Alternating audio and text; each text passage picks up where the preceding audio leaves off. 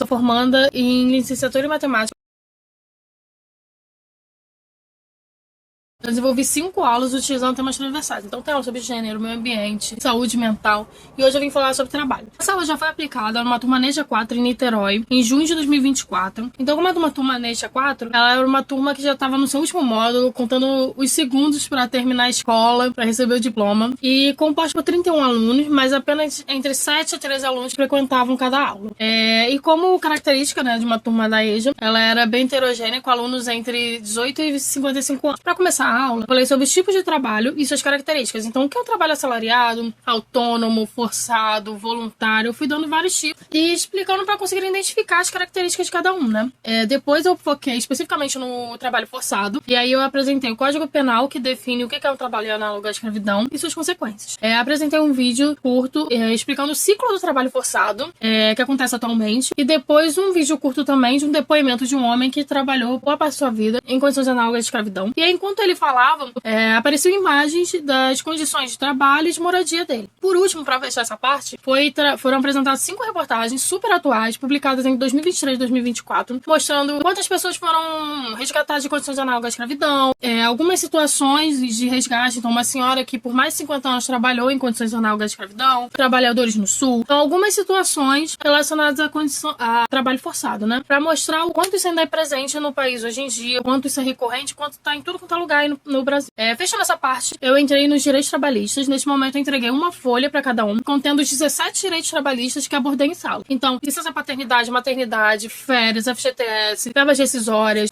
limite de hora extra trabalhada. Então, eram 17 direitos trabalhistas que eu escolhi para trabalhar com eles. E aí, a folha era para ficar com eles como consulta mesmo pessoal, para orientar alguém que eles conhecessem, né? Que é importante eles saberem dos direitos deles. Passando isso, eu falei o que é piso salarial e o que é salário mínimo para eles entenderem essa diferença. E aí, em seguida, apresentei uma tabela de pesquisa do custo da cesta básica, né, uma pesquisa nacional, e apresenta os custos da cesta básica em 17 capitais do Brasil. E esses dados foram referentes a abril de 2024, e aí você conseguia ver a diferença, né, de custo a depender da cidade, bem como se aumentou ou diminuiu em cada uma delas de um mês para o outro, e a porcentagem desse custo com relação ao valor do salário mínimo líquido, né? E aí, depois de ver os dados com os alunos, eu questionei eles se o valor do salário mínimo é suficiente mesmo para sustentar, né? E aí, seguindo com a sequência didática do trabalho, eu falei o que é um salário bruto e salário líquido, para eles entenderem a diferença. Apresentei um contra-cheque para eles identificarem aonde apresentaram cada coisa, onde eles veem os descontos, quais descontos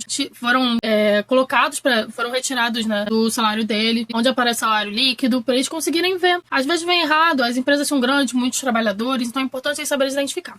Seguindo, eu mostrei 2 imagens de sites diferentes com informações erradas com relação ao desconto em INSS no salário e a tabela correta. E mostrei pra eles a importância de onde retirar as informações, de onde pesquisar, que nem tudo que tá na internet é verdadeiro. Pra eles levarem isso pra vida, a preocupação de onde retirar as informações. Por último, ensinei o cálculo do salário líquido e aí entreguei a ficha de atividade pra eles fazerem em dupla, trio, quarteto, como eles quisessem, pra dialogarem mesmo sobre cada questão. A ficha de atividade deles tinha 5 questões. A primeira era uma discursiva, então pra eles falarem com as próprias palavras o que é salário bruto, o que é salário líquido. A segunda era de marcar X nos direitos trabalhistas que eles não conheciam. Aí a terceira já tinham que preencher tabelas, informando os dados do núcleo familiar deles. Então, quantas pessoas moram com você, quantas trabalham com carteira assinada, sem carteira assinada, quantos como tem a casa. E também para estimarem os gastos mensais, né, na casa deles. Então, quanto se gasta no mercado por mês, mais ou menos? Então, colocar ali a média, o valor estimado deles. Aluguel, internet, luz, os gastos básicos mensais que eles tinham e calcular o total. E aí depois perguntado, o salário mínimo é suficiente para sustentar nessa situação? Quanto você deveria receber salário líquido para conseguir sustentar? Depois é perguntado pro aluno o que ele acha sobre pagar imposto sobre seu salário. É justo, não é justo? E por último, o cálculo do salário líquido, que conta uma história de uma pessoa que recebeu um salário mínimo e aí tá estudando curso técnico. Se terminar o curso técnico e começar a trabalhar na área, vai receber um salário X, que é maior que o salário mínimo. E aí pergunta quanto a mais essa pessoa ganharia se mudar o salário. Qual é a porcentagem disso em relação ao salário mínimo, que é o que ela recebe atualmente, né? O que você faria se você recebesse esse valor a mais? Então, e por final, o cálculo também, né? Também é solicitado que eles calculassem o salário líquido atual, caso mude de trabalho. Então, se começar a trabalhar como técnico, quanto é que vai começar? Qual vai ser o salário líquido que vai começar a receber? E aí é interessante que no de direitos trabalhistas, a maioria marcou o licença paternidade e o limite de hora extra como desconhecidos. Sobre o que faria com o dinheiro a mais, eles falaram muito sobre viajar e fazer compras, alguns falaram sobre pagar contas, todos falaram que o salário mínimo não é suficiente e todos falaram que não acham justo pagar imposto sobre o seu salário. E aí, o trabalho basicamente foi esse.